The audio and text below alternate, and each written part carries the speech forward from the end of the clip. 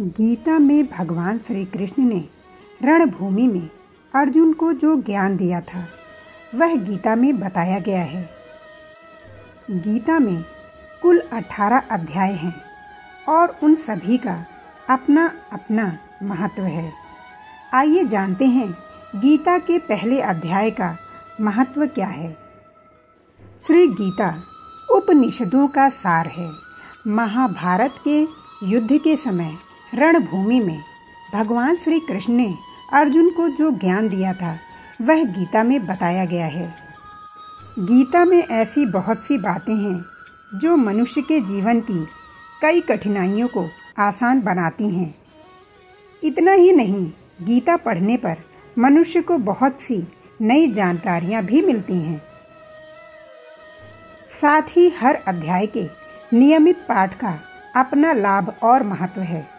भगवान शिव ने देवी पार्वती को गीता के पहले अध्याय के पाठ का महत्व जो बताया है वही यहाँ आपके लिए प्रस्तुत है। लेकिन गीता के पहले अध्याय के महत्व को जानने से पहले जान लीजिए श्रीमद् भगवत गीता के प्रथम अध्याय की खास बातें। गीता के पहले अध्याय का नाम अर्जुन विषाद योग है।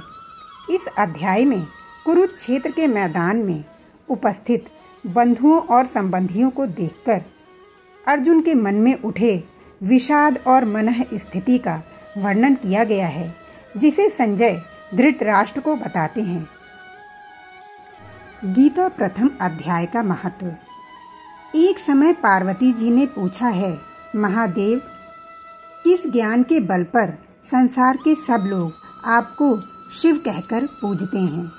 मृगशाला ओढ़े और अपने सभी अंगों में शमशान की विभूति लगाए, गले में सर्प और नरमुंडों की माला पहने हुए हो, इनमें तो कोई भी पवित्र नहीं, फिर आप किस ज्ञान से पवित्र माने जाते हैं?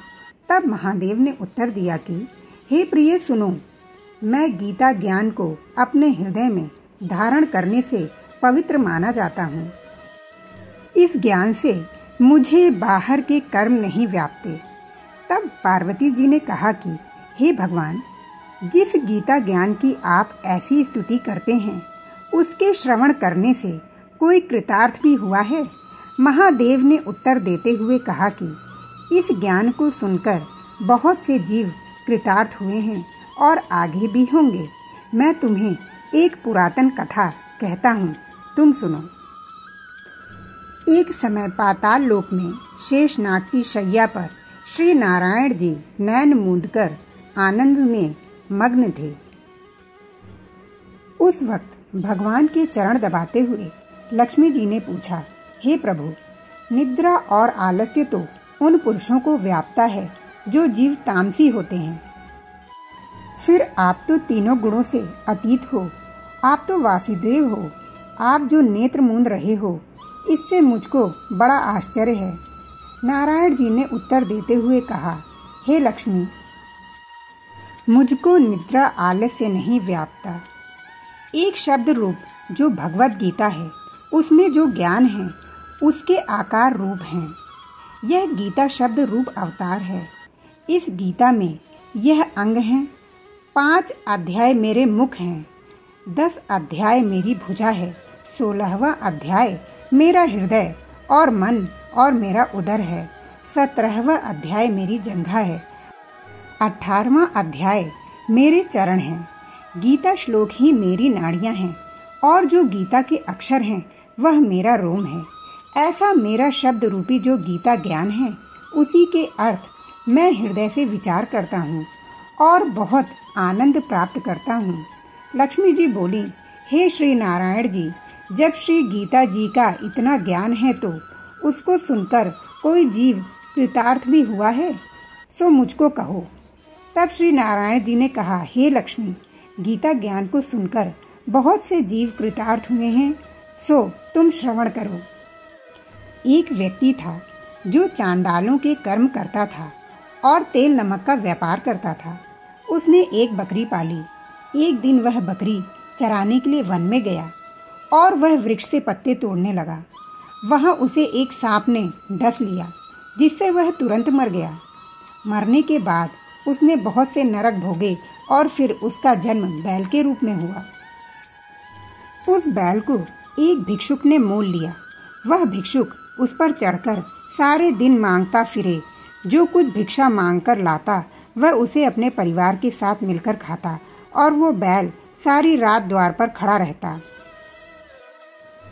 उसके खाने पीने का भी कोई ख्याल नहीं करता था और सुबह होते ही बैल पर चढ़कर फिर मांगले निकल जाता।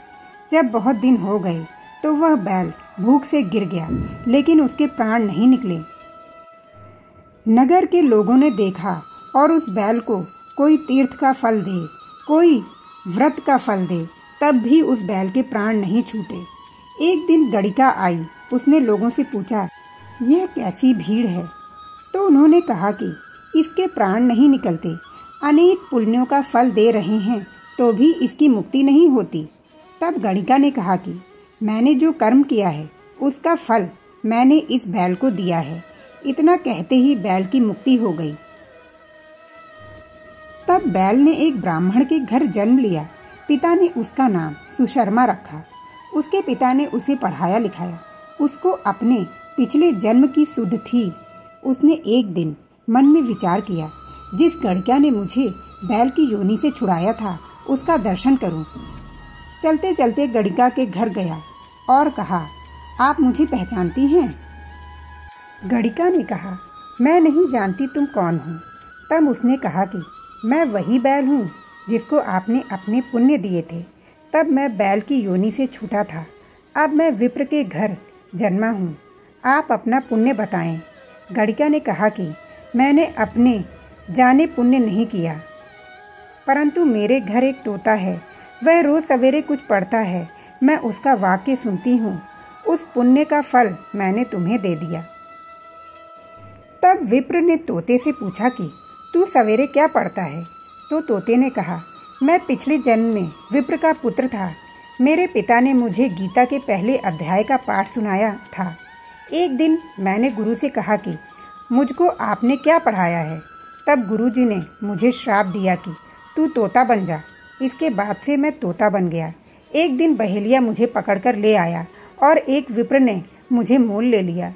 वह विप्र भी अपने पुत्र को गीता का पाठ सिखाता था। तब मैंने भी यह पाठ सीख लिया। उसी दिन विप्र के घर में चोर घुस गए। उन्हें धन तो प्राप्त नहीं हुआ, लेकिन वह मेरा पिंजरा उठा ले आए। उनकी यह गणिका मेरी मित्र थी। वह मुझे उसके पास ले आई।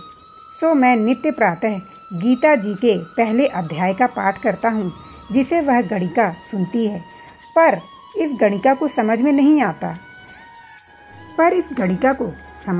आता।